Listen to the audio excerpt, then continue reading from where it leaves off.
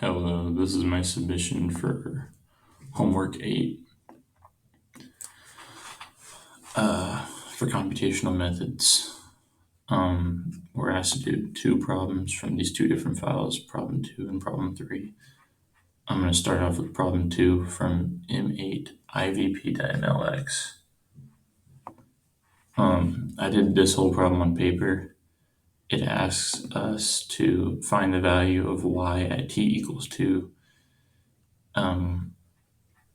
given the ODE of y dot equals cosine ty, using this in our initial condition of y at t equals 0 equals 1, using two steps of Euler's method, and then it asks us to compute, or to see how accurate the computed value is.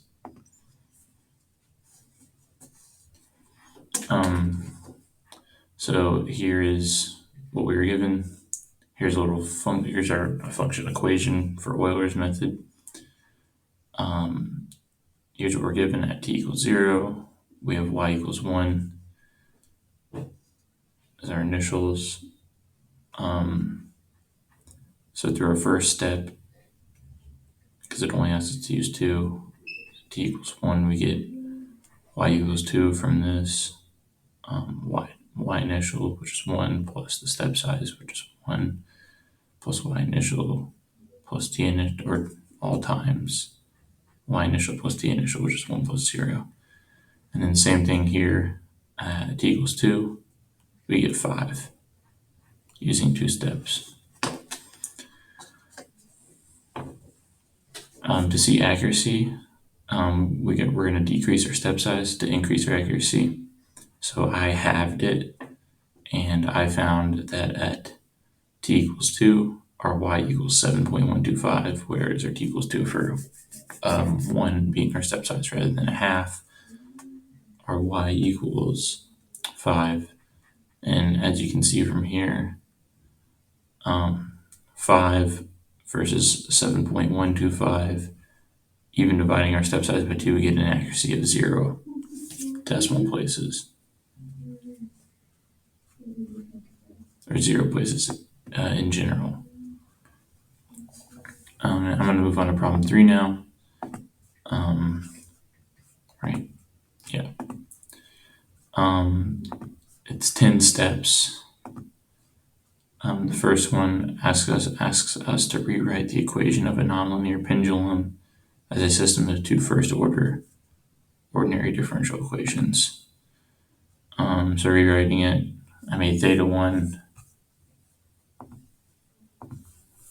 equal theta 2 equals theta dot equals theta 1.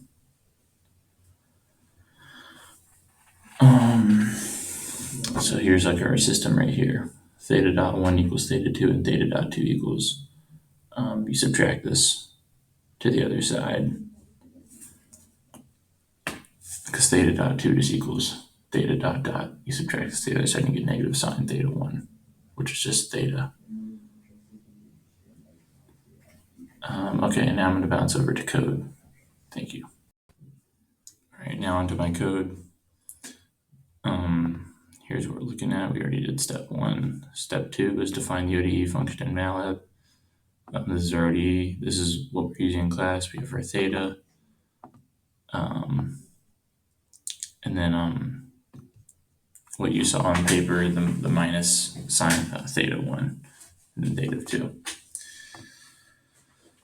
is equal to theta dot 1. This is a time range that we were. Let me go ahead and. Now we're on step 3. That was all step 2. Step 3, we're given a time range of 0 to 4 pi, and we're given that it's dead dropped from angle pi over 2, which is just an initial condition that goes into the ODE 45, and you got your time span here and your function here. So your function, your range, and then your initial is how you solve using ODE 45, which is also what it asks to do in step 3. Step 4, we're going to apply the angle versus time graph, and I will show you these in a minute, but let me run through step 5 first. By looking at the graph, I'm just going to state that the period is approximately 7.3, and this is one swing back and forth. And step 5 asks us for the velocity versus position graph. And then here's just other basic plotting stuff, the labels, the plotting function. And I'm just going to go ahead and state that the orbit is a closed loop. So I'm going to bounce over to those two real quick. All right, so here's our theta versus time graph from step 4. And I stated the period was approximately 7.3. And you can see that it's about 7.3. It's more accurate if you want to find zeros right here and then find the other zero here. And we're going to do that later, but just right now, you can kind of see that it's about 7.33, 7.3. All right, onto the orbit plot. All right, looking at this plot, you can see ignoring this dampening here, it's a closed loop. If you look at it like this, it looks more like a closed loop. For the angular velocity versus position or angle for theta graph. Okay, more code. All right, step 6 asks us to change our initial velocity so the orbit is no longer closed loop while all orbits the same axes.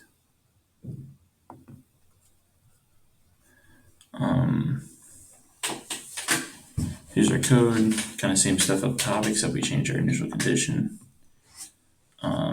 Same kind of function. Yeah, we use our same function from up in step 1 or step 2. Time span, we just change our initial condition and then just the basic plotting stuff. And I'm just going to tell you that this is an open loop. And because of this, the pendulum is no longer oscillating back and forth, but rather going like a full circle. So if you drop it, instead of it like swinging back and forth, like that, if you drop it from here, it's going to go into a circle rather than swinging back and forth. If you look at my mouse. Okay, I'm going to show you that graph now. So as you can see right here, from our initial conditions where it starts, we don't get a closed loop. We get more of an oscillation, but we don't want an oscillation for this. If we want to see it swinging back and forth, we want to see it being a closed loop like that one we just looked at, pink one we just looked at. And like I said, it probably means it's going around in a full circle rather than swinging back and forth. Yeah. All right, more code. All right, on to step 8. It asks us to go back to the previous initial conditions, introduce a forcing term of this cosine of t. Oh, I don't know what that is. Given this energy formula, see whether the oscillations are amplified or dampened and by how much. So here's our stuff. New function with this cosine term span.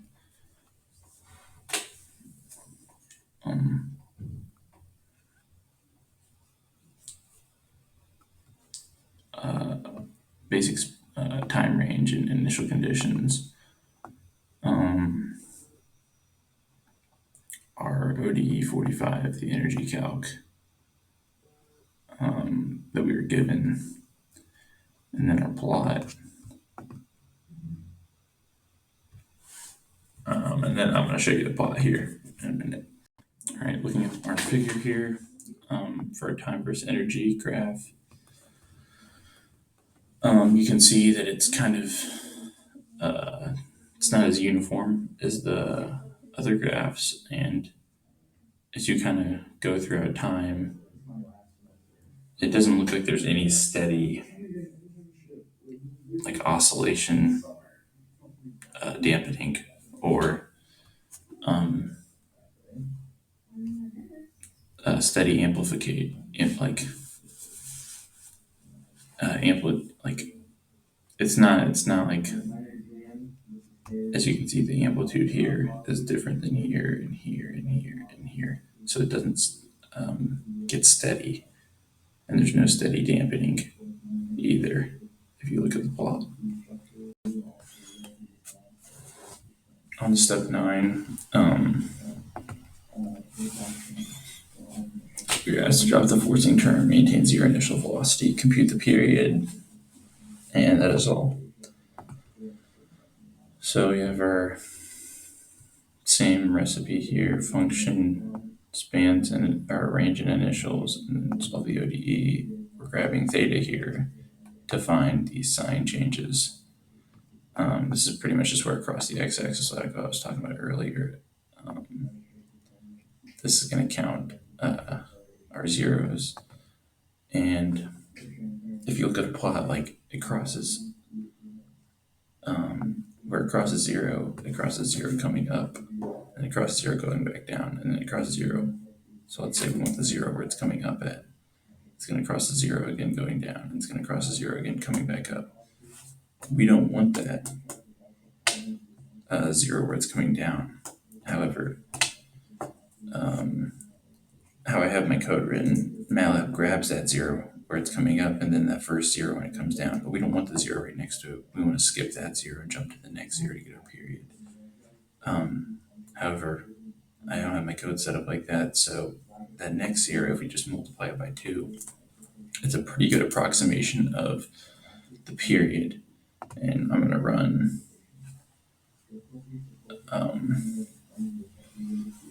this right here, and you can see it.